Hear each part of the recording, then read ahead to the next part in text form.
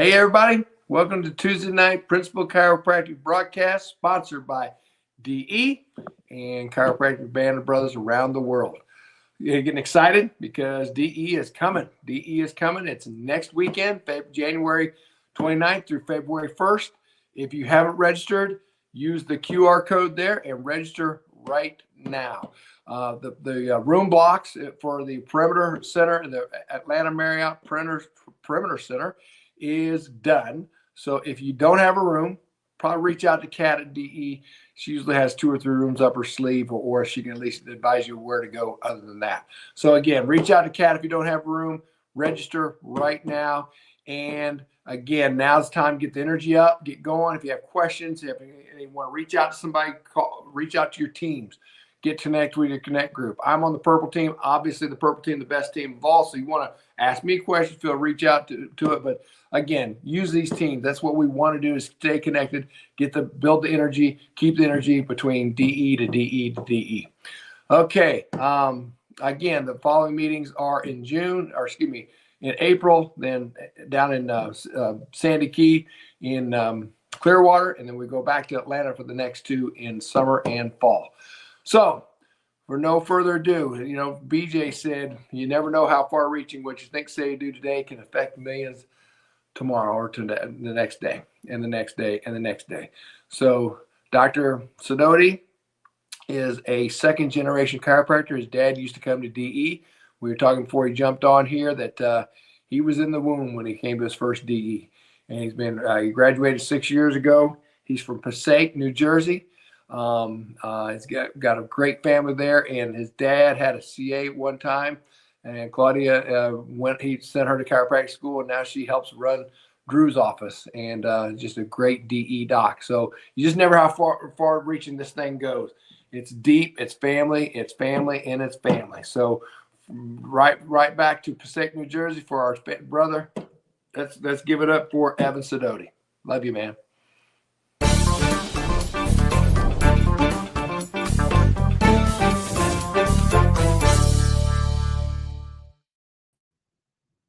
All right.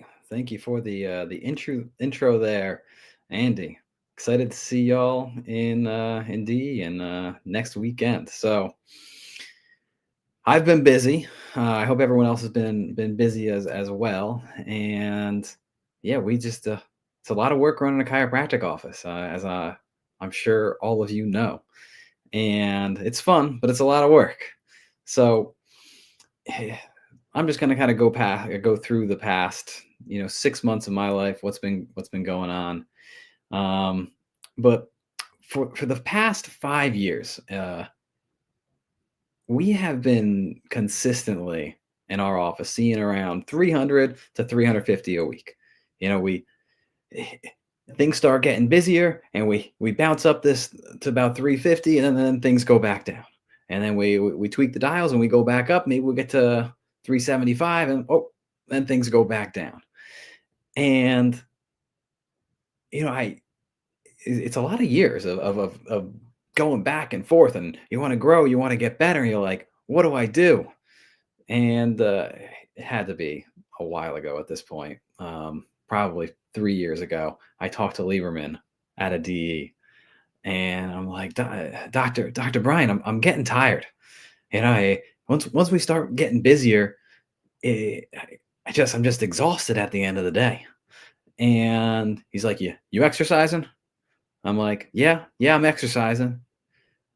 And he asked me a couple other questions, and he's like, maybe you're just a 325 a week chiropractor. And then I think he had to go. It's like, okay, sounds good.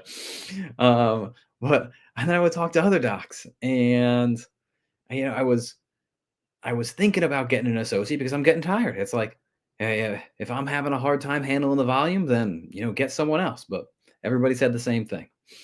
Grow to 400 a week, 500 a week, then you can start looking for an associate. And I listened. Most of the time it's wise to listen to people that are further ahead of you in your career, especially when those people are DE doctors. But after 5 years of having the same problem, Maybe Lieberman was right. Maybe I'm just a 325 a week chiropractor. So I said, I'm going to ignore all y'all and I'm going to go and I'm going to get an associate.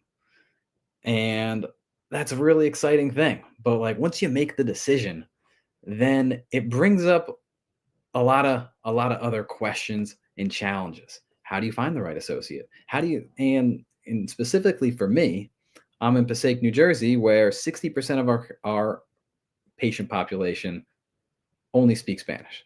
So how do I find someone that speaks Spanish? How do I attract a quality associate into the office? Because you can't just take anybody. You need someone good, because if you're spending this money on bringing another doctor into your office, they got to produce, right? So I'm doing the obvious stuff. I'm thinking that I'm gonna get along better with a new grad versus an older doc.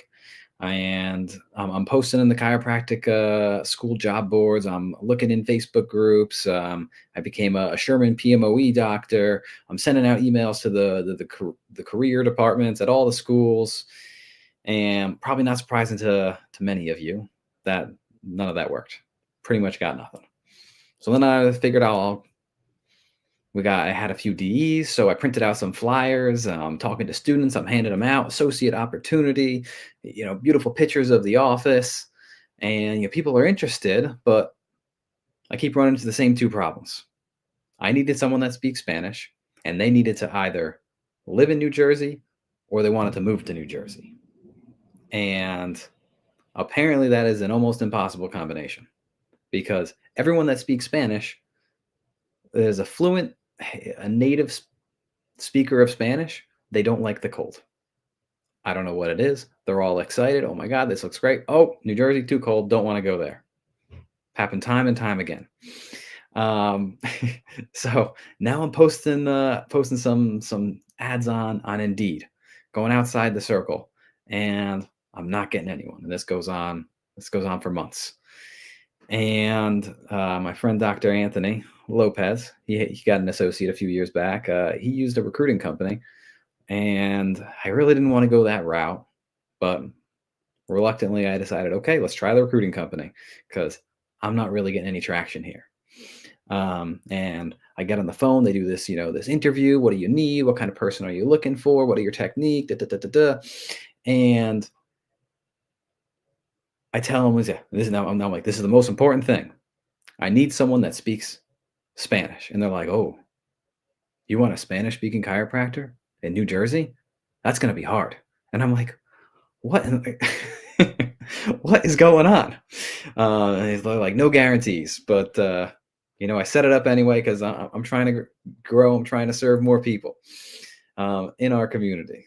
And anyway, the first week after I hire this company, they send me someone that fits both criteria. It was incredible.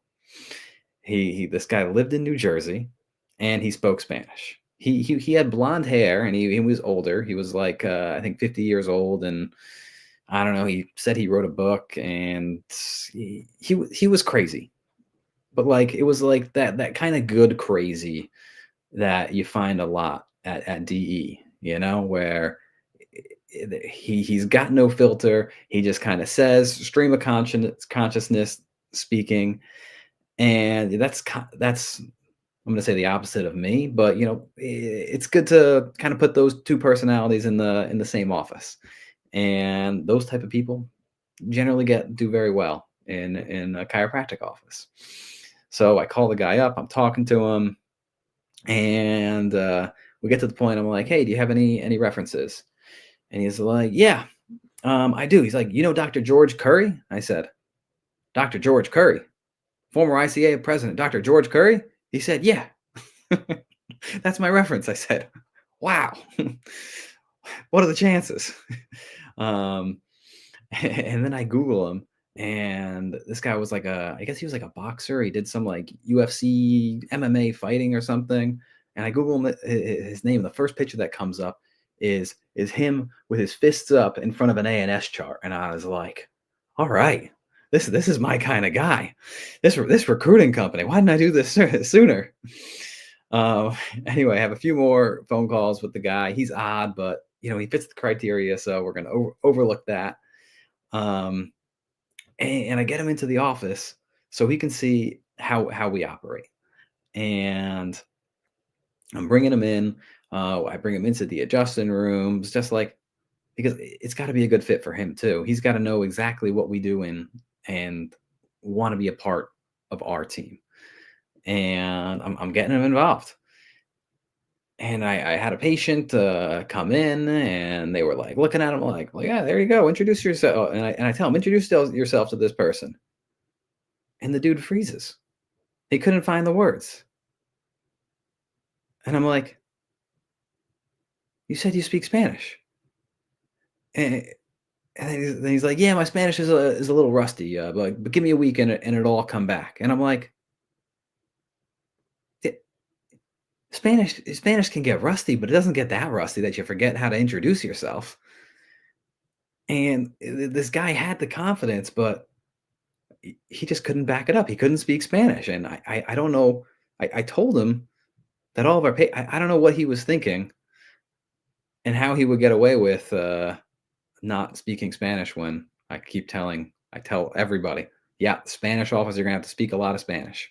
But anyway, good guy, didn't work out, doesn't speak enough Spanish. On to the next one. So I get more people from this recruiting company, and they're just sending everybody my way if they speak a little bit of Spanish. So I call up on the phone, and all they can say is "Boca arriba, boca abajo," and that's not going to do it in Passaic. And then I think this was an Indeed ad. I met this other guy, and he actually had good Spanish, and I liked him. And he was in New Jersey, which is other criteria, very important. He seemed like a great match. I got him into the office. We're talking at lunch. I'm bringing him around. I'm giving him the tour, and I'm like, hey, I want you to stay to see what it's like when we open up, and so you can see the flow of the patients. In our back office, we have a calendar with how many visits we're doing every day. And I show them like yeah, we did 100 on Monday, we did 85 on Wednesday, we did 50 on Tuesday, and then 97 on Thursday last week. And he's like, "You're just that many people a day?" I was like, "Yeah, I told you on the phone in one of our first conversations that it's high volume office. We serve a lot of people." And he's like, "Oh, I don't want to do that." I'm like, "You don't want to do that?" Hey, scratching my head. He's like, "Yeah, I don't want to adjust that many people. I'm thinking like 30." And I'm like, "That's 30. 30. We do that in the first couple hours. We got a whole day." And I'm like, "No, you'll see. Just stay for a little bit more time, and we're gonna see. Like you'll see, we got a great system here. Things run really, really smoothly. It's gonna be. You'll see." It's quick adjustments. We train the patients very, very well. He's like, nah, nah, nah, nah. I don't want to do that. And the dude walks out. I'm like, okay, harder than I thought to find an associate. So now I'm at another DE, and I figure if I'm going to pay a recruiting company to find someone, why not extend the offer out to students as well? You know, So the students that go to D, quality students, they know people that are graduating. So I put a $5,000 bounty on a referral from any student who gave me the contact info of someone I ended up hiring. I thought that was a fantastic deal, and that got people excited.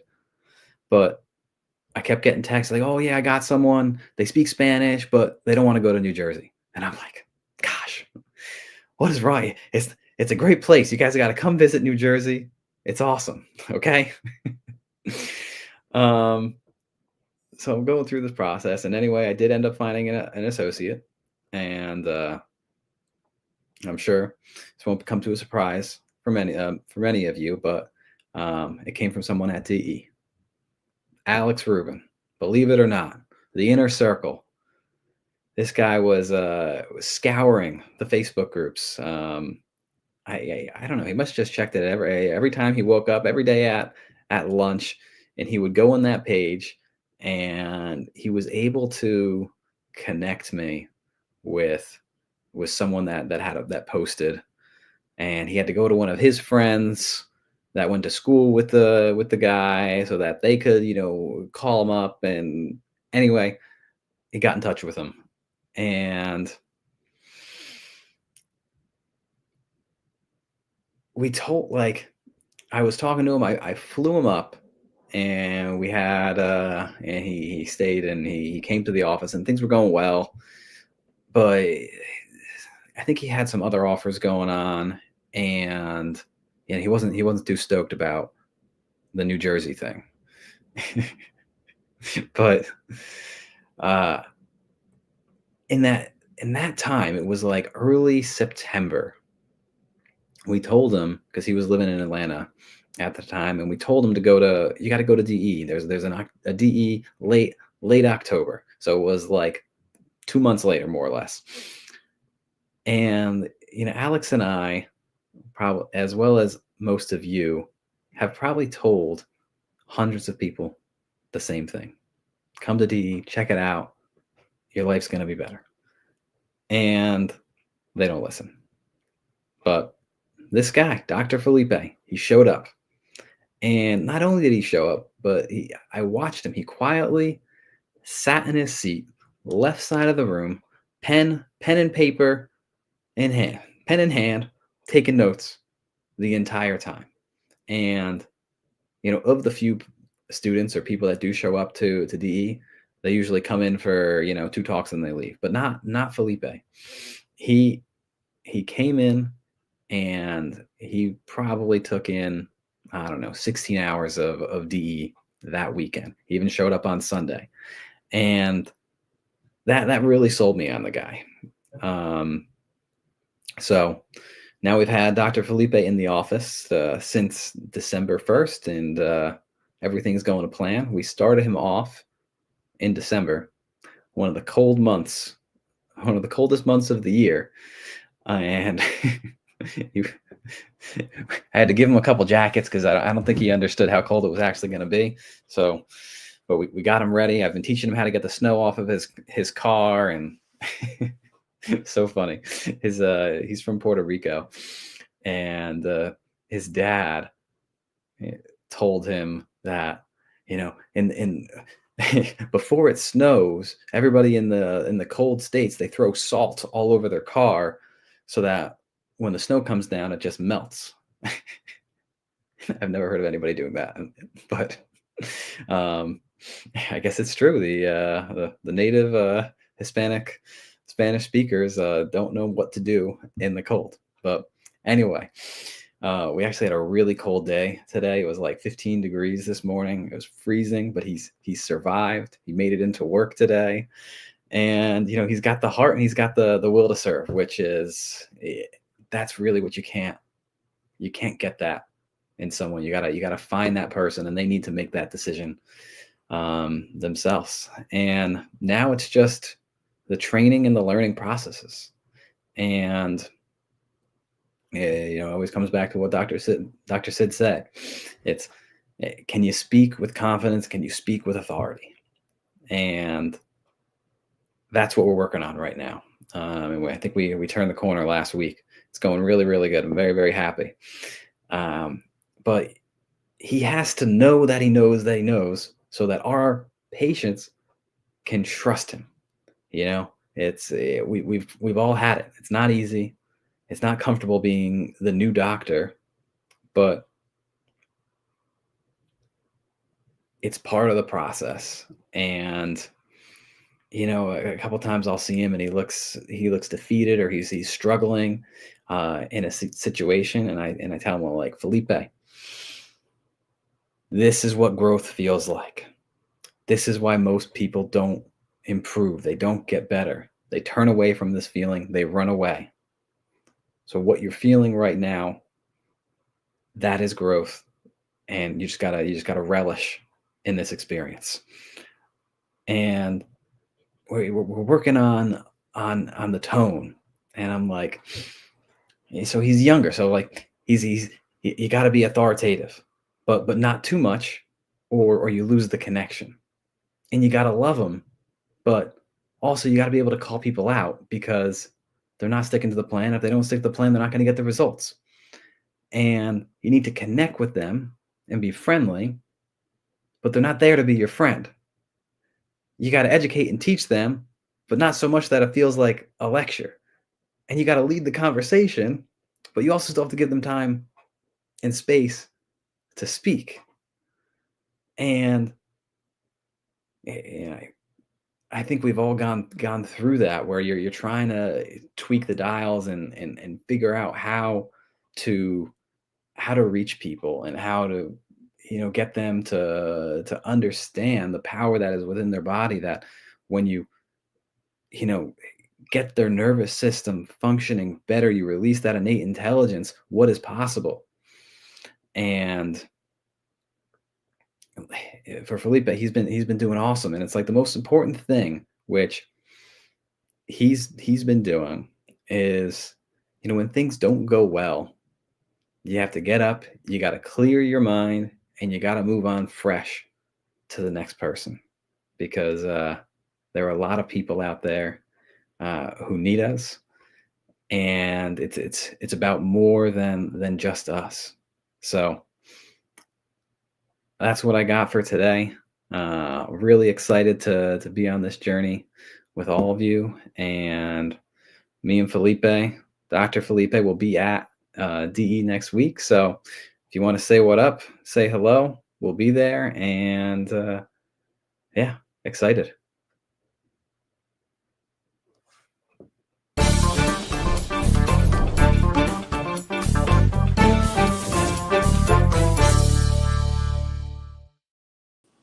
Dios de bendiga. Woo!